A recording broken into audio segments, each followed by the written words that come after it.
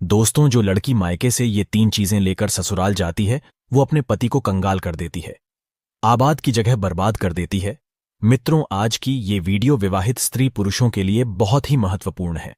अक्सर कुछ गृहस्थ लोगों के जीवन में उथल पुथल मची रहती है। कोई अपनी पत्नी से परेशान है तो कोई पति से, कोई घरवालों से दुखी है तो कोई ससुराल वालों से। लाखों लोगों की जिंदगी में ये समस्याएं बनी रहती हैं।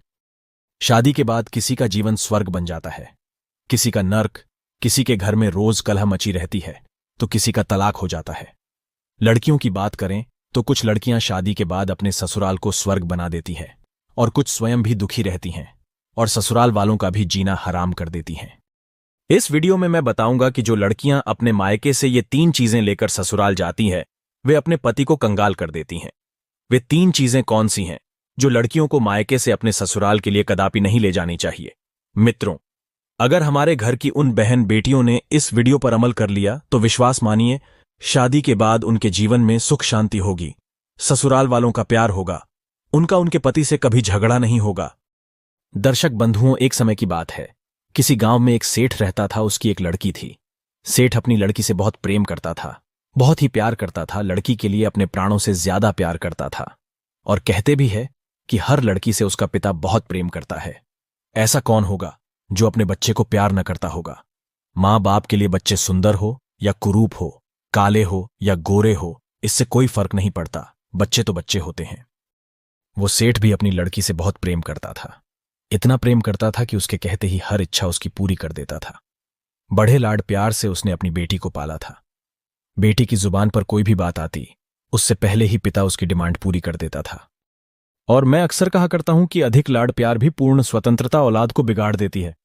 उसने कहा कि पिताजी मैं ऐसा पहनूंगी, तो पिता ने कहा कि ठीक है बेटी, तुम ऐसा पहनो। बेटी ने कहा कि मैं ऐसे नहीं रहूंगी, तो पिता ने कहा ठीक है बेटा, तुम्हारी जैसी मर्जी हो वैसे रहो, तुम्हें कौन रोकता है, आखिर तुम हमारी इकलौती पुत्री हो। मित्रों, मेरा आपसे निवेदन है कि अपने बच्चों से प्यार करो, बहुत प्यार करो, अपनी बेटियों से खूब लाड प्यार करो। लेकिन याद रखना, इतना प्यार अपनी बेटियों से मत करना कि उनका भविष्य खतरे में पड़ जाए, क्योंकि तुम्हारी बेटी को दूसरे के घर में भी जाना है। एक बात याद रखना, कितना भी लाड प्यार कर लेना, लेकिन बेटियों के स्वभाव पर ध्यान जरूर देना। कहते हैं 90% ससुरालें खराब नहीं होती, 90% हमारी बेटियों का स्वभाव खराब हुआ करता है। ध्यान रहे, आपको विचार करना है। इतना लाड प्यार मत करो कि वो लड़की आपकी जिद्दी हो जाए, वो बड़े छोटों का भेद भूल जाए, मान मर्यादा भूल जाए, वो ये भूल जाए कि मैं एक भारतीय नारी हूं, उसके लिए सुख सुविधाएं दो कौन रोकता है, पर इतनी मत देना कि कल तुम्हारे लिए उसका प्यार दुखदाई बन जाए।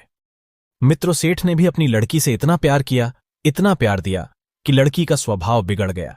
लड़की जिद्दी हो गई, उसकी स्वतंत्रता में उसके संस्कार नष्ट हो गए। एक बात याद रखना, लड़ने वाली बहू से घर नहीं चलता, जो खुशियां बांट सके। ऐसी बेटी अपनी बनाकर के तैयार करो। सेठ के लाड प्यार में लड़की सारी मर्यादाओं से अनभिज्ञ रह गई। 8 बजे सोकर उठती थी, कोई कुछ कहता था तो 1000 जवाब देती, झुंझला करके बातें करती थी। मित्रों, मेरा उन बेटियों से कहना है कि ये तुम्हारा गुस्सा होना, ये तुम्हारा खींचना, मां बाप तो बर्दाश्त कर लेंगे, लेकिन ससुराल वाले बर्दाश्त करने वाले नहीं है। ध्यान रखना, मां बाप तो आपका हर जवाब सुन लेंगे, आपके सारे नखरे उठा लेंगे, लेकिन जब तुम विवाह करके ससुराल जाओगी तो तुम्हारी कमियों को पीहर में तो बर्दाश्त किया जा सकता है, लेकिन तुम्हारे गलत स्वभाव को ससुराल में कोई भी बर्दाश्त नहीं कर सकता। धीरे धीरे वो लड़की अपनी जिंदगी में बहुत बड़ी अहंकारी होती चली गई, घमंडी हो गई। एक दिन सेठानी सेठ को समझाती है कि देखो जी, तुम जो इसके लिए करते हो, तुम्हारे इसी प्यार की वजह से अब वो जिद करने लगी है, सबको बात बात पर जवाब देने लगी है। पिता ने कहा बच्ची है, सब ठीक हो जाएगा। पत्नी ने कहा जी, उसे आप बच्ची समझ के मत छोड़िए, आपका ये प्यार आपकी उस बच्ची का जीवन बर्बाद ना कर दे।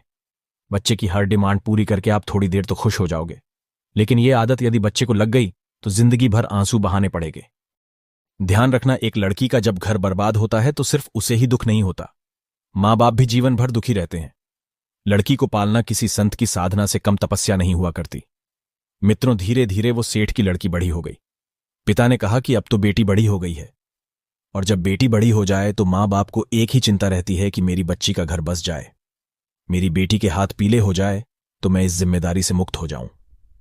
एक अच्छा सा घर वर देखकर उस पिता ने उस लड़की की शादी कर दी। बेटी विवाह करके ससुराल चली गई। अब ससुराल में जब पहुंची तो ससुराल में 8 दिन भी नहीं हुए थे। तब तक पिता के पास फोन आ गया। फोन उठाकर पिता ने पूछा, बोलो बेटी, तुम कैसी हो? बेटी कहने लगी, अरे मुझसे पूछ रहे हो कि मैं कैसी हूं? अरे पिताजी, मैं तो यहां पर बहुत ज्यादा परेशान हो रही हूं, मेरा यहां पर दम घुट रहा है। पिताजी ने पूछा, बेटा 8 दिन में ये तुम्हारा क्या हाल हो गया? लड़की बोली, मैं इस घर में 1 मिनट भी नहीं रह सकती, मुझे आज ही यहां से लेकर चलिए, मैं इस नर्क में नहीं जी सकती।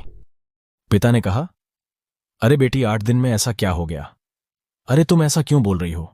बेटी ने कहा, सब बेकार है, यदि मुझे जिंदा देखना चाहते हो तो इसी वक्त आ जाओ, जैसे हो वैसे आकर मुझे ले जाओ। बाप ने कहा, बेटी मैंने तो इतना अच्छा घर देखा था, तुम्हारे लिए इतना दहेज दिया था, सब कुछ दिया था, उसके बाद इतनी अच्छी शादी की कि पूरे नगर में ऐसी शादी आज तक किसी ने नहीं की, आखिर तुम ये क्या कह रही हो? बेटी ने कहा, मैं फोन रख रही हूं, आप जल्दी आ जाइए और वापस मुझे यहां से लेकर चलिए। यदि मुझे जीवित देखना चाहते हो तो जल्दी से जल्दी यहां से मुझे ले चलो, नहीं तो बेटी को आप नहीं देख पाओगे। मित्रों, वो लाचार पिता क्या करता? इसलिए ध्यान रखना, लड़की का बाप बनना कोई बच्चों का खेल नहीं हुआ करता। आखिरकार बेबस होकर के पिता को बेटी के घर जाना पड़ा। उधर जब बेटी की ससुराल में पहुंचा तो किसी ने न राम राम की, न कोई सम्मान भरा शब्द कहा। किसी ने इतना भी नहीं कहा कि समधी जी आइए बैठिए। लड़की के ससुर अपनी जगह से उठकर चले गए। दामाद भी वहां से निकल गया। देवर ने कुछ नहीं बोला। जब कोई नहीं बोला तो पिता बेटी के पास कमरे में चला गया। एक बात याद रखना मित्रों, एक बेटी के गलत व्यवहार से उसके ससुराल में उसके मां बाप का अपमान हुआ करता है, और यदि बेटी व्यवहार अच्छा रखती हो तो 4 लोग उनके स्वागत में खड़े हुए मिलते हैं। पिता जब बेटी के कमरे में गया और जाकर के कहा, बेटी क्या बात है? बेटी एकदम से बोली, पिताजी इसी वक्त यहां से चलो, यहां का पानी भी मत पीना। पिता ने कहा, बेटी ऐसे क्यों बोल रही हो? ये तुम्हारी ससुराल है, तुम्हारा घर है। बेटी ने कहा, पिताजी भाड़ में जाए ऐसी ससुराल, इसी वक्त मुझे यहां से पीहर ले चलो, मेरा यहां पर जीना हराम हो गया है, मैं यहां एक पल भी नहीं रुक सकती। उसने कहा, बेटा रुको, मैं तेरी सास से पूछता हूं। जवाब दिया, अरे क्या पूछना उस डायन से, वो तो डायन है, उससे मत पूछो। अरे उस बुढ़िया के कारण ही तो मैं यहां दुखी हूं, इस घर में उसी डायन ने तो मेरा जीना हराम कर रखा है। पिता ने कहा, बेटा एक बार ठहरो तो मैं उनसे पूछता हूं। मित्रों, अब पिता लड़की की सास के पास गया और बोला, बहन जी मैं आया हूं। सास ने कहा, मुझे दिखाई दे रहा है, मुझे चश्मा नहीं लगा है, आए हो तो कौन सा बड़ा काम कर दिया। पिता ने सोचा, ये कैसा व्यवहार है। वो फिर से बोला, बहन जी मैं अपनी बच्ची को ले जाना चाहता हूं। सास कहने लगी, ले जाने आए हो तो इसी वक्त ले जाइए, तुम्हारी लड़की ने मेरा जीना हराम कर रखा है, ये 8 बजे सो करके उठती है और कोई काम नहीं करती, सीधा हमारा बनाया हुआ खाना चाहिए, और किसी ने कुछ कह दिया तो 1 की 4 सुनाया करती है। ऐसी लड़की दी है तुमने, ले जाओ इसे और अपना पैसा भी वापस ले जाओ, अपना ये दहेज भी, ये भी ले जाओ, नहीं चाहिए हमें आपका दहेज और हमें ऐसी लड़की। सास की बातें सुनकर पिता का सर नीचे झुक गया और अपनी बेटी को लेकर के चल दिया। कहने लगा, बहन जी 10-15 दिन के बाद भेज दूंगा। सास बोली, भाई साहब ऐसी बहू को आप जिंदगी में कभी मेरे घर मत भेजना। पिता समझ गया जरूर कुछ गड़बड़ है, बेटी को कार में बैठाया और ले गया। रास्ते में पिता ने जाकर उस बेटी से पूछा, एक बात बताओ बेटी, ये माहौल सब कैसे बदल गया? लड़की बोली, पिताजी आपने मुझे किन गवारों में भेज दिया है, इससे अच्छा तो मैं कुंवारी रह लेती तो अच्छा था। पिता ने कहा, बेटी तुम चिंता मत करो, एक बात बताओ तुम्हारी ससुराल कैसी है? बेटी बोली, देखी नहीं आपने, एकदम नर्क है ससुराल। फिर पिता ने सास के बारे में पूछा। लड़की बोली, आप उसकी तो बात ही मत करो, वो तो पूरी डायन है। पिता ने पूछा, ससुर कैसा है? जवाब दिया, ससुर तो राक्षस है पूरा की पूरा। पिताजी ने फिर पूछा, बेटा अच्छा एक बात बताओ, तुम्हारा जेठ कैसा है? लड़की ने चीखते हुए कहा, अरे वो तो 1 नंबर का ठग है। पिता ने फिर पूछा, तुम्हारा देवर कैसा है? बेटी ने कहा, पिताजी वो तो एकदम आवारा बदमाश है, पूरे दिन घूमता रहता है। फिर पिता ने पूछा, अच्छा ठीक है बेटी, एक बात बताओ तुम्हारी ननद कैसी है? जवाब दिया, ननद वो तो नंबर 1 की चुगलखोर है, पूरे दिन चुगली करती है, उसके जैसी लड़की तो मैंने जिंदगी में कभी नहीं देखी। पिताजी ने फिर कहा, बेटा एक बात बताओ तेरा पति कैसा है? लड़की बोली, उसकी तो बात ही मत करो, वो तो साक्षात यमराज है। पिताजी ने सोचा कि पति यमराज है, ससुर राक्षस है, सास डायन है, देवर आवारा है, जेठ मूर्ख है और ननद चुगलखोर है। फिर पिता ने एक बात और पूछी, बेटा तुम्हारे पड़ोसी कैसे हैं? जवाब दिया, पड़ोसी पड़ोसी तो एकदम लुच्चा लफंगा बदमाश है। पिता ने सोचा, एक आदमी गलत हो सकता है, दो गलत हो सकते हैं, पूरी ससुराल का हर सदस्य गलत नहीं हो सकता। ससुराल तो छोड़ो, पड़ोसी भी गलत है। पिता बहुत समझदार था। ध्यान रखना, लड़की के मां बाप को बहुत समझदार होना ही पड़ता है। उस पिता ने कहा कि अब गड़बड़ बेटी के ससुराल में नहीं, गड़बड़ मेरी लड़की है। मेरी बेटी के हिसाब से एक भी तो अच्छा नहीं है। पूरे घर में जो देखो सब इसके खिलाफ है, जो देखो सब इसकी बुराई कर रहे हैं। लड़की कहती है, पिताजी अब मैं वहां कभी नहीं जाऊंगी उस घर में। पिता ने कहा, हां बेटा मत जाना, उस घर में कभी मत जाना। तेरे बाप का घर बहुत बड़ा है, आराम से रहना, अपने यहां किसी चीज की कोई कमी नहीं है। मित्रों, पिता बेटी को बुला लाया अपने घर। उधर भाभियों ने देखा कि अच्छा, अब ये यहीं रहने आई है, मेरी ही छाती पर दाल दलेगी। मित्रों, एक बात याद रखना, 2-4-8 दिन के लिए मैके में जाओ तो भाभियां भी इज्जत करती हैं। भाभियों ने भी वही किया। 10-5 दिन तक तो अपनी नंद की इज्जत से खूब खातिर खुशामद की। उसके बाद जब पता चला कि ये यहीं रहेगी तो उसके हाथ में झाड़ू पोछा पकड़ा दिया। कहने लगी, बहुत हो गई खातिरदारी, अब यहां रहना है तो काम तो करना ही पड़ेगा। लड़की ने कहा, अरे भाभी, तुम तो मुझे इतना प्यार करती थी, अब ये कैसी बातें कर रही हो? भाभी ने कहा, करती थी, लेकिन तौर तरीके से होगी तो ही प्यार करेंगे।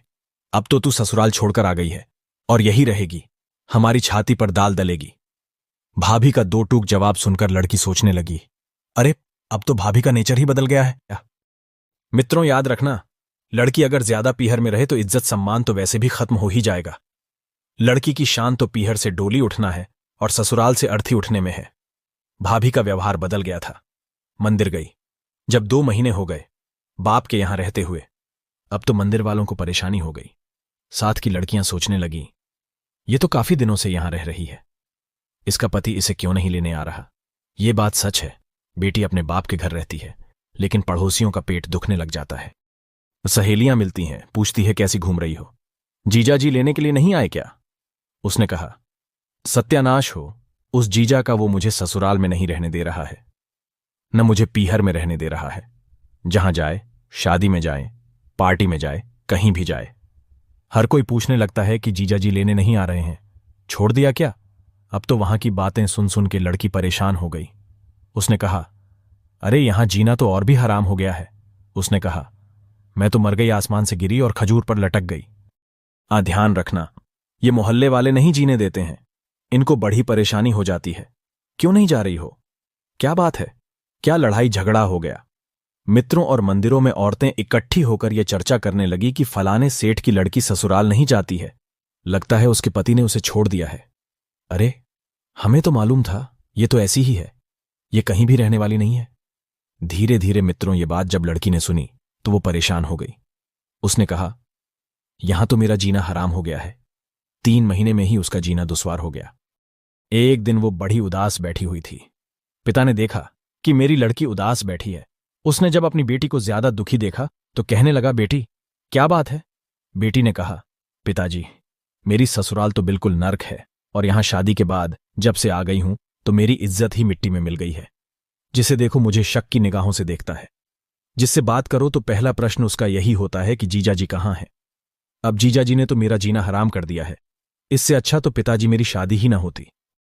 याद रखना मित्रों, यदि मोहल्ले वाले टोकते हैं, समाज टोकता है तो ये बुरी बात नहीं है, ऐसे ही टोका करो, क्योंकि आपके टोकने से किसी का घर उजड़ने से बच जाएगा। लड़की अब बहुत दुखी है। पिता ने पूछा, बेटी एक काम करोगी? बोली, क्या? पिता बोले, अपने नगर में एक महाराज जी पधारे हैं, बड़े पहुंचे हुए संत हैं, मैंने तेरी चर्चा उनसे की थी। बेटी ने पूछा, तो क्या बोला? महाराज ने पिता बोला, पहले मेरी बात शांति से सुनो।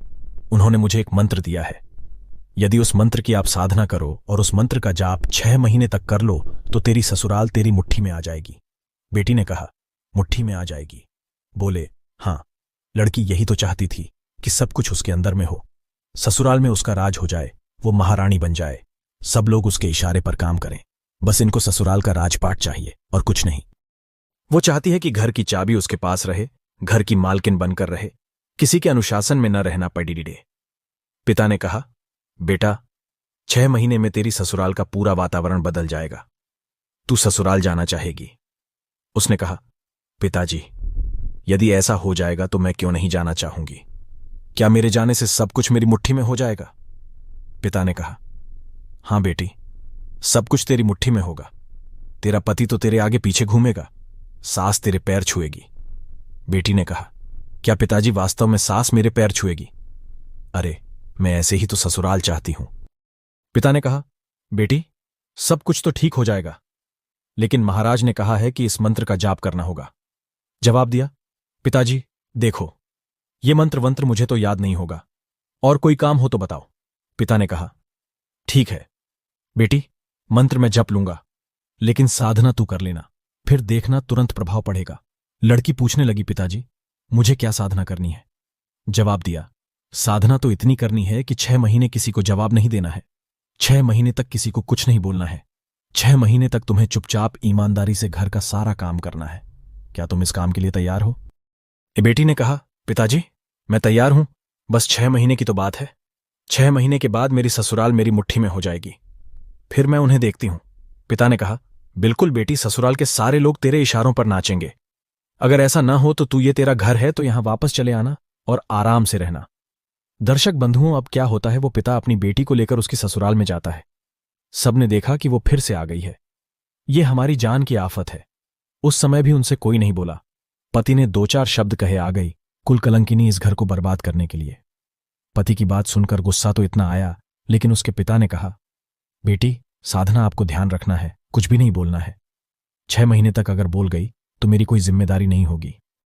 उसके बाद में सेठ अपनी बेटी को लेकर उसकी सास के पास में जाता है और कहता है कि बहन जी, मैं आपकी बहू को लेकर आ गया हूं।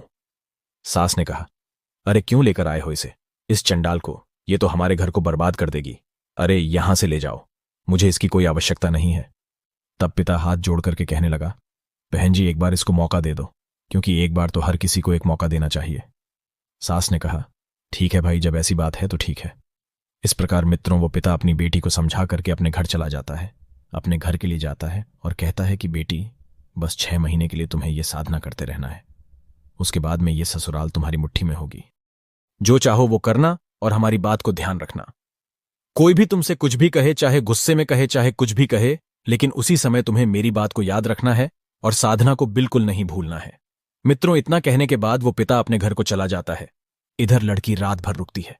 सुबह जब होती है तो उठ करके अपनी सास के पास जाती है और पैर छूने लगी, कहने लगी, मां जी क्या हमें आशीर्वाद नहीं दोगी? सास तो गुस्से से भरी हुई पहले से बैठी थी, लेकिन जब बहू ने पैर छुए और कहा कि मां मुझे आशीर्वाद दीजिए, तो उस सास के लिए दिल में झटका सा लगा। सोचने लगी, हमारे पैर छूकर आज तो ये आशीर्वाद मांग रही है, ये उल्टी गंगा कैसे बहने लगी? अरे ये वही बहू है जो मैं एक कहती थी तो ये 10 सुनाती थी, और आज हमारे पैर छूकर आशीर्वाद मांग रही है। ये बहू ने कहा, माताजी अगर कोई गलती हो तो हमें क्षमा करना, आज के बाद मैं कोई गलती नहीं करूंगी, मेरी गलतियों को माफ कर देना और मुझे आशीर्वाद दे दो। दोस्तों, कहते हैं ना कि सास के लिए क्या चाहिए। अगर बहू सास के चरणों में जाकर के माथा रखने लगे और ये कहे कि मां जी मुझे आशीर्वाद दो, तो सास का हृदय प्रफुल्लित हो जाता है और वो सब कुछ देने के लिए तैयार हो जाती है। दोस्तों, उसके बाद में सास ने उस लड़की को बहुत सारा आशीर्वाद दिया। उसके बाद सेठ की लड़की वहां से उठती है और अपने काम पर लग जाती है, सीधी रसोई में पहुंचती है और भोजन बनाने लगती है। इधर जब बर्तन खटखटाने की आवाज आई तो सास ने अपनी बेटी से पूछा, बेटी रसोई में जाकर तो देखो, कहीं कोई बिल्ली तो नहीं घुस आई है। तब ननंद ने जाकर देखा। ननंद ने बताया, मां जी बिल्ली नहीं है, वो तो दूसरी बिल्ली है। मतलब जवाब दिया, वो ही है, आपकी बहू रानी रसोई में काम कर रही है। दोस्तों, अब तो सास का और भी मन बदल गया। उसने चुपचाप भोजन तैयार किया। भोजन तैयार करने के बाद में थाली परोसी अपनी सासू मां को खिलाती है, और सासू मां को बड़े प्रेम से भोजन खिलाया तो उसका दिल खुश होने लगा। इधर जब उसके ससुर आए तो ससुर के पैर छुए और थाली लेकर के भोजन ससुर के पास में पहुंच गई। हाथ जोड़ करके कहने लगी, पिताजी अगर मुझसे कोई अपराध बना हो, कोई गलती बनी हो तो मुझे क्षमा कर देना। दोस्तों, जब पिता समान ससुर ने देखा कि ये तो हमारी वही बहू है, अगर घर में से कोई एक बार भी कुछ कहता तो ये उसे 10 जवाब देती थी, लेकिन ये आज हाथ जोड़कर मेरे समक्ष खड़ी है। मित्रों, कहते हैं कि एक पिता के लिए क्या चाहिए, ससुर के लिए क्या चाहिए, उसका बच्चा, उसकी बहू उसकी इज्जत करे, उसका सम्मान करे, समय से उसे भोजन दे, समय से उसका ध्यान रखे, बस यही चाहिए। हाँ मित्रों, अब तो सुबह जल्दी उठना, जो 8 बजे उठती थी वो 6 बजे उठना आरंभ कर देती है। घर का सारा काम काज करने के बाद पति की सेवा अपने जेठ का